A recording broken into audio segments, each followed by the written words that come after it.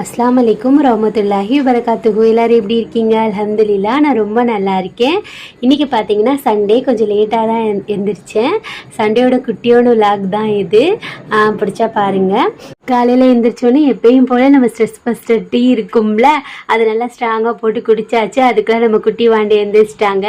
இந்த பாக்ஸ் பார்த்தீங்கன்னா கண்ணாடியான்னு சொல்லிட்டு ஒரு சிஸ்டர் கேட்டிருந்தாங்க. கண்ணாடி இல்லை சிஸ்டர், அது 6 பாக்ஸ் 200 அப்போ வாங்கினேன், ஃப்ளிப்கார்ட்டில் வாங்கினேன். அது கண்ணாடி இல்லை, ஆனால் நல்லாயிருக்கும். இப்போ வரைக்குமே ஏர் டைட்டாக தான் இருக்குது.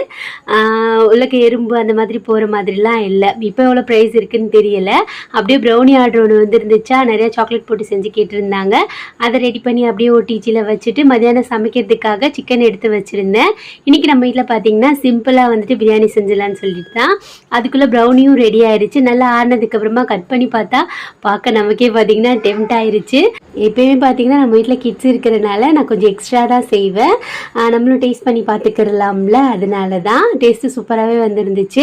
கேட்டவங்களுக்கு வந்துட்டு பேக் பண்ணி வச்சுட்டு இங்கிட்டு குக் பண்ண ஸ்டார்ட் பண்ணியாச்சு. இன்றைக்கி கடகடன்னு வந்துட்டு 1 பாட் ரெசிபி தான் செஞ்சுட்டு இருந்தேன். ஏன்னா வந்துட்டு ஆல்ரெடி இன்றைக்கி குக்கிங்கே லேட்டாக தான் ஸ்டார்ட் பண்ணேன். ஸ்டார்ட் பண்ணவே 1 மணி ஆயிடுச்சு. அதனால் கடகடன்னு செஞ்சுட்டு இருந்தேன். இஞ்சி பூண்டு பேஸ்ட் பார்த்தீங்கன்னா அப்பப்போ அரைச்சி செய்யும் போது அதோட டேஸ்ட் வந்துட்டு நல்லாயிருக்கும். பிரியாணினா நீங்கள் அப்பப்போ அரைச்சி செஞ்சு பாருங்களேன், டேஸ்ட்டு சூப்பராக இருக்கும். எமர்ஜென்சி பிரியாணி தான். எல்லாமே அதிலேயே போட்டுட்டு மிக்ஸ் பண்ணிவிட்டு வெங்காயம் வதங்கினதுக்கப்புறமா இஞ்சி பூண்டோட பச்சை ஸ்மெல் போனதுக்கப்புறமா அதில் போட்டுட்டு தண்ணி அளந்து வச்சுட்டேன். அவ்வளோதான். பிரியாணியும் பார்த்திங்கன்னா செம்மையாக வந்துருந்துச்சு.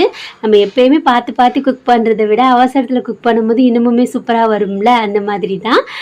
இன்றைக்கி டே பார்த்திங்கன்னா இப்படி தான் இருந்துச்சு.